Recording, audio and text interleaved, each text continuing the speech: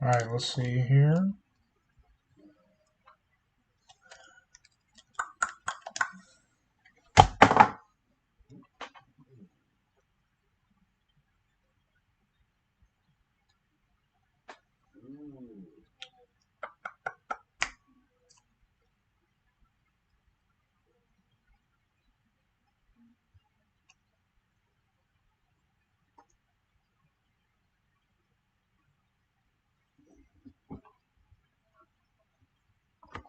Come on.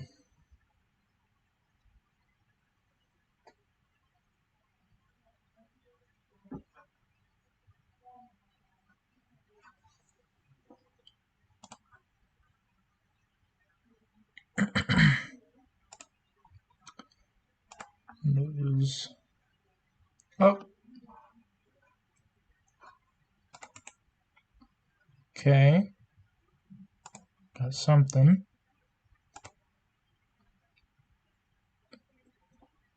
Alright. And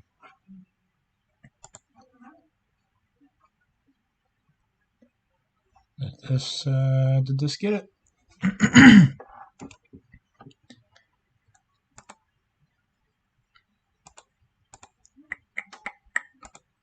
Capture cursor. Okay.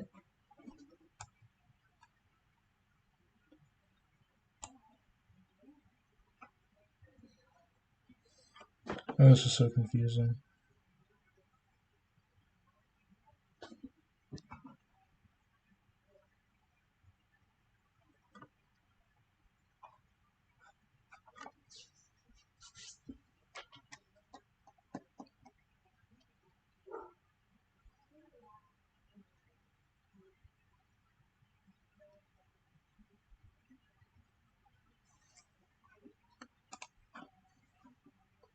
Let's go here.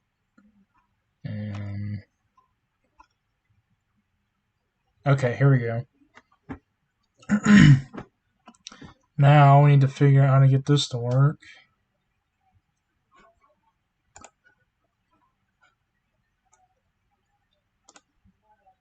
Let's try display. Right. Yes. Okay, and then media source. And let's set it to Blender. Alright, I think that's how this works.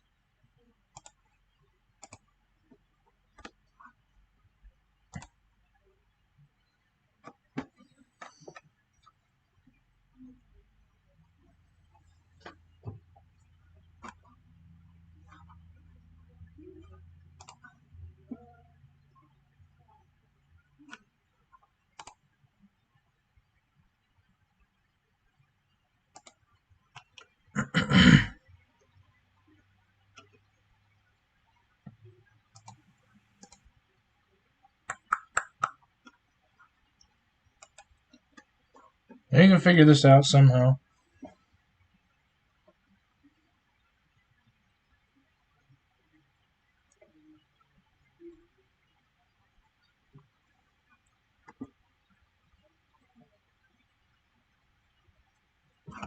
Let's see, so we've got something show up on my screen. I'm just gotta figure out how to get this to show what my entire screen is.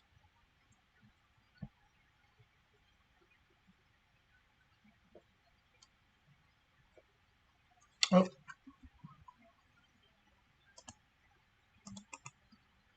Okay, remove this. Remove this.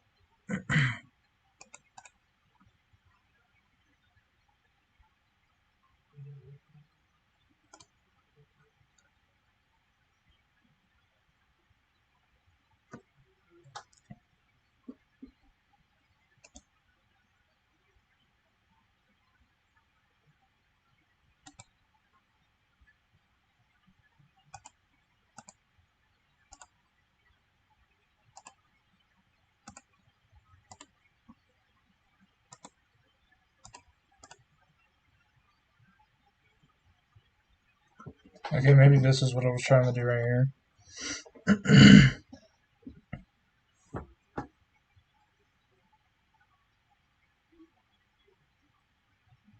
Geez, 5 minutes, still can't figure it out.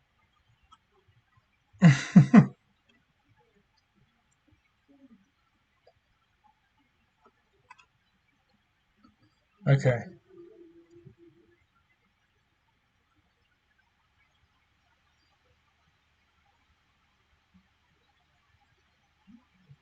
So if I can get it to display the screen, I'll be able to show what I've been working on recently. I just gotta get it to display the screen first. And I gotta figure that out somehow. I had this working at one point, but this was a long time since I have used this software. Hopefully I can figure it out. Right? So,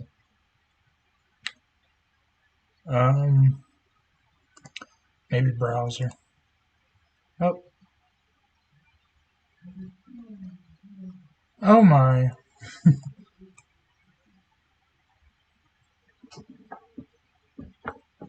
No, we don't want that.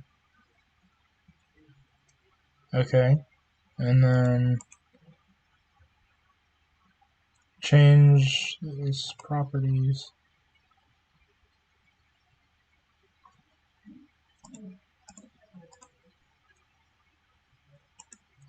The second I can figure this out would be great.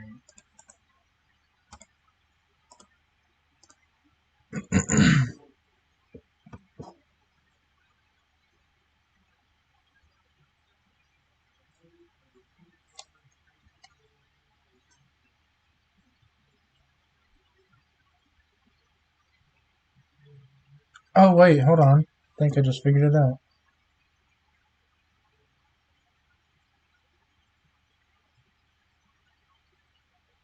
Oh, okay. Right.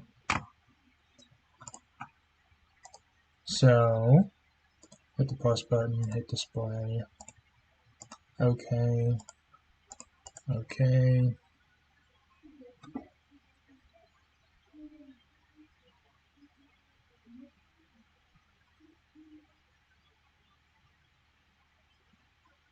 And okay.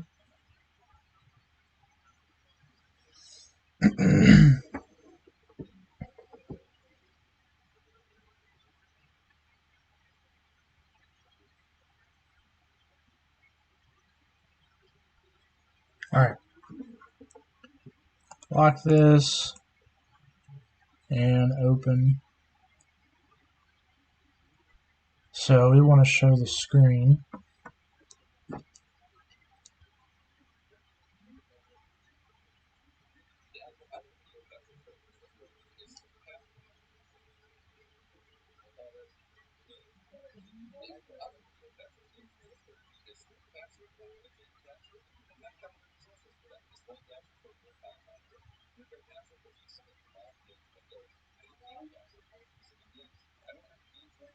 Okay, so we want window then.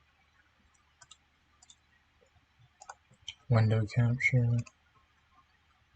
Okay, there we go.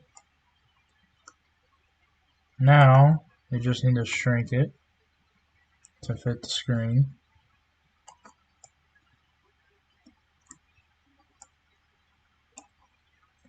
Okay, and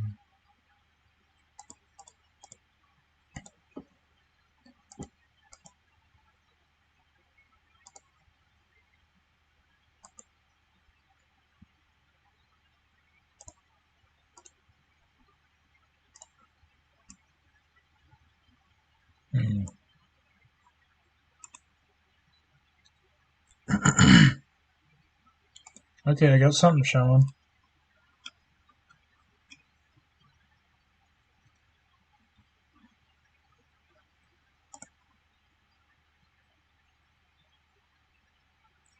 Man, this is disgusting.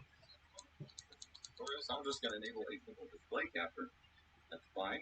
And I'm going to choose the monitor I wish to capture, which in this case is going to. Yeah. So I want to capture this one. Okay. Properties, display. Display 1, yes. Let's see, group selected items, let's add a window capture, add to existing, and it should show my screen, I think. Window capture, yes. Okay. Multi-adapter compatibility. Okay, so I got it showing my screen now.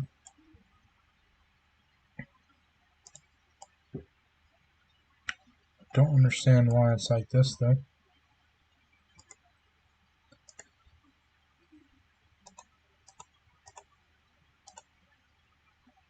Windows.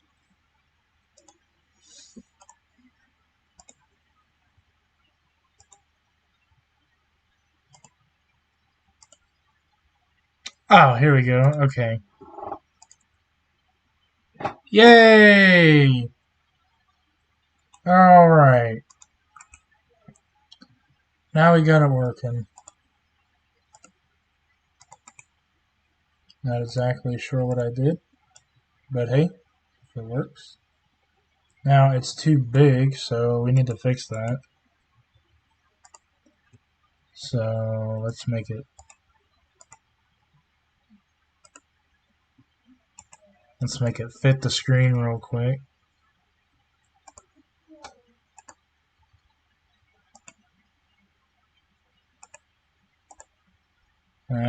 It's a little too small.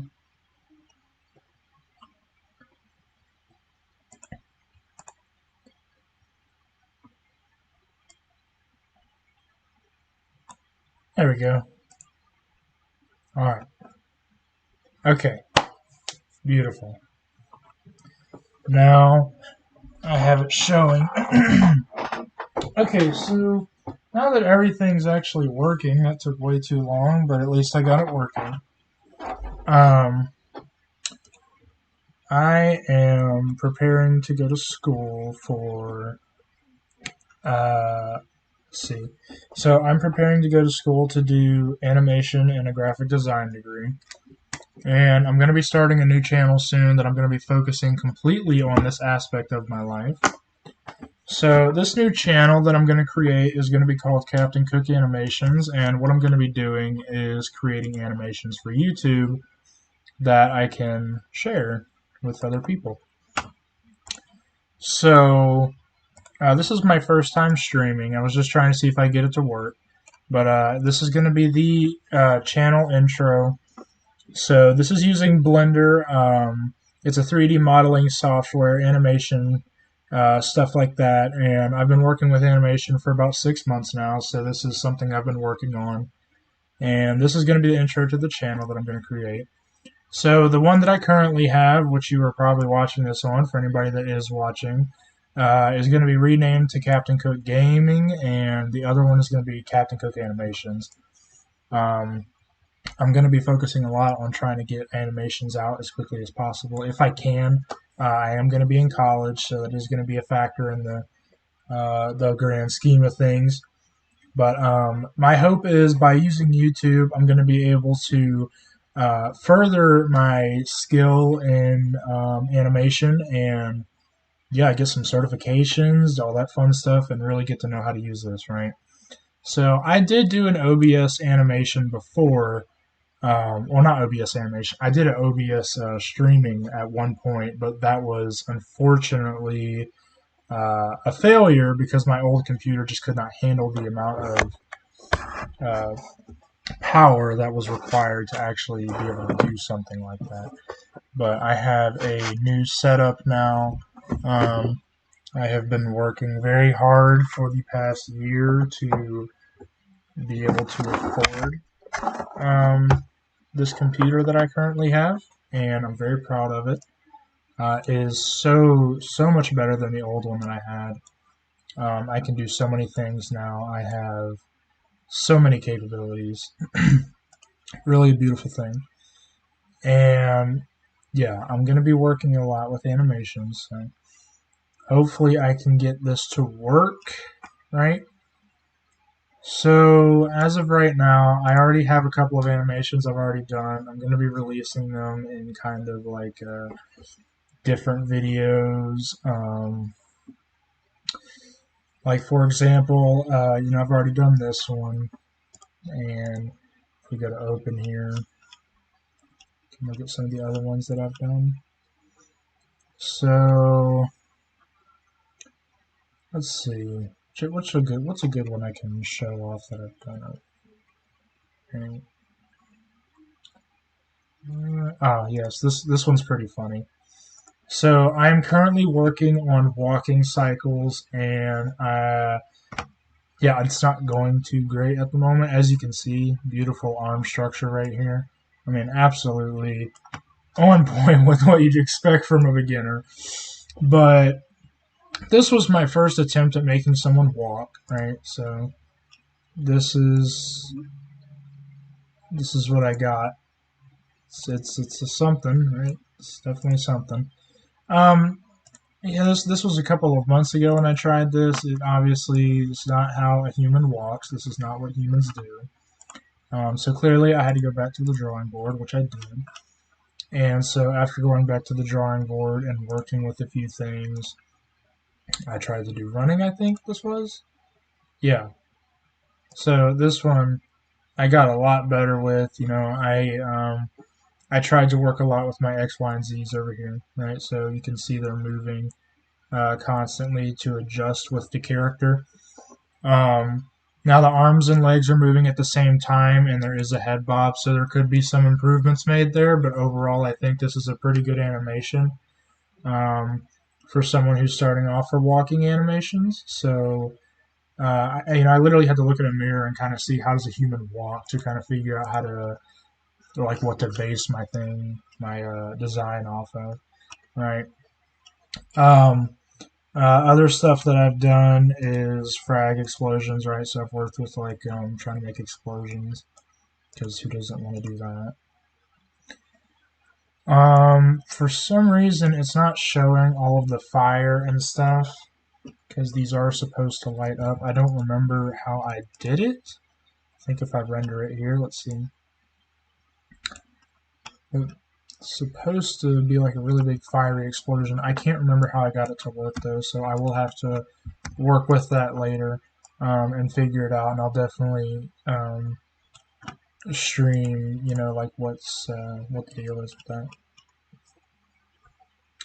And now another thing, right? So we have a Valentine's Day animation. This was actually for my class that I had, and this one is rendered out. So let's go ahead and take a peek at that. So this was all transferred from my old computer because everything that you see was done on my old computer, which could only run at 12 frames per second. So a lot of this stuff is really um,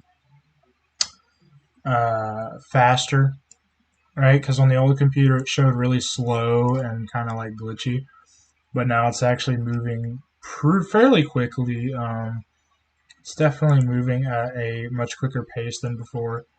And for example, I mean, see, like on my old computer, that used to run at 12 frames per second. And if you look in the top left of the corner of the screen here, you can clearly tell that it's not 12 frames per second. That's a lot faster. Um, Definitely something that has been really interesting trying to play with animations for that. Because now I'm kind of having to go back and just kind of rework some of these things. This one overall is still pretty good though. This was basically just to see how rigid bodies work. And rigid bodies, in case you don't know, is basically when you take an object and you separate it into multiple blocks, like you see here, right? And when it gets hit by something, those rigid bodies can fall. So you can make like a giant rectangle that's full of these squares, and then you can throw a ball or anything at it, really, and that ball will affect it in its physical space. And what's going to happen is the computer is going to make those calculations to figure out what's going to happen with the rigid bodies, and then it's going to animate that, as you can see here. So that's what happens when you're rendering it out, as far as I understand, is basically rendering is when you're just taking all of these objects and the computer is calculating what it does, and then you bake it. So I had to bake this animation. Baking is when it calculates all of these movements and everything. And then rendering is when you actually put it in a video format that can be uploaded to YouTube, Twitch, whatever. So yeah, baking is the part that actually calculates the rigid bodies, and the other side of the story is rendering, which is when you turn it into a video format, right? That's when you can take it into Adobe After Effects, or like one of them there, or do anything like that, right? Add some sound effects, whatever. There is a way to do sound effects on here. I just can't exactly remember how to do it. I'm a little rusty. It's been a quick minute since I've been on here. But you can see right here, like all the baking, right? Bake all dynamics, delete all bakes. It basically just makes the cache data to understand what's going on, because the cache basically tells the screen, not the screen, it tells the computer like it saves data. It saves the data of what the animation is, so that you can run it at 30 frames per second and not 12. That's part of it anyway. I mean, correct me if I'm wrong, please, because I'm still new to this, but from what I'm understanding, that's how it works, right? And when I was first starting off with animation and 3D modeling, this was the first thing that I actually made. It's a very simple structure, but I was just testing out a lot of these objects, seeing how cylinders work, right? So if you hit Shift A here, you can get all these different shapes, right? So you got your plane, which is what this is right here, but I did some warping to it. I added a modifier, I believe, yeah. So ocean modifier right here. And now that I know what resolution is, let's just give this a quick little test, see how that looks.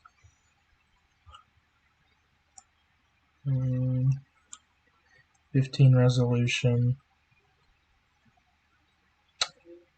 And set that to 1.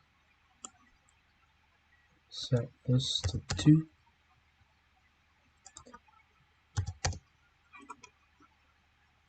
Let's see. I gotta figure out which one it is. Depth. Oh yeah. That's right. 2. Spatial size 100. Okay, so spread it out some, and set this to 7. Now let's do 20. Yeah, there we go. And then take this back down to 50. Put this to 1. Oh yeah, looking fresh. Let's put that back to 5. Okay, yeah. Spread it out a bit. And then for chopping, 10. Nope, back to 0. I can't remember how I did it. I can pull it up right now because I've already done an ocean animation before. I just can't remember how I got the thing to work. I think I may have, yeah, and then 0.1. No, let's just do 1. Yeah, okay. So this is the kind of stuff that you'd see in a dubstep video, it's like freaking out over here. But let me go ahead and show you what my actual ocean animation, right? So this is the one that I successfully created, actually got working. So if I can just find it real quick, I can show that to y'all. Let me see here. There we go. So this took me 4.5 hours to bake. It's a very, very large ocean. Yeah.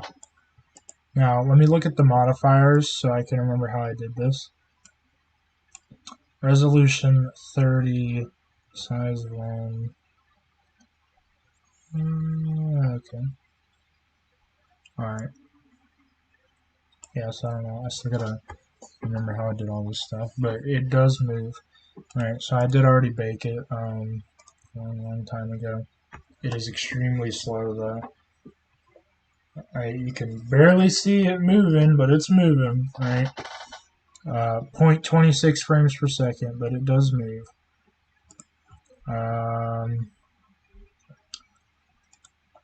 Let's go ahead and pause that.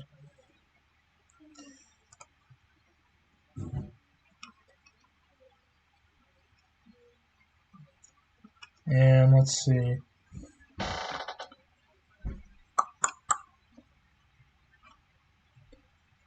I'm looking at my hold on, let me put this in the corner of my screen, right? So I can see how many people are watching, and I can like look at the comments. Let's see.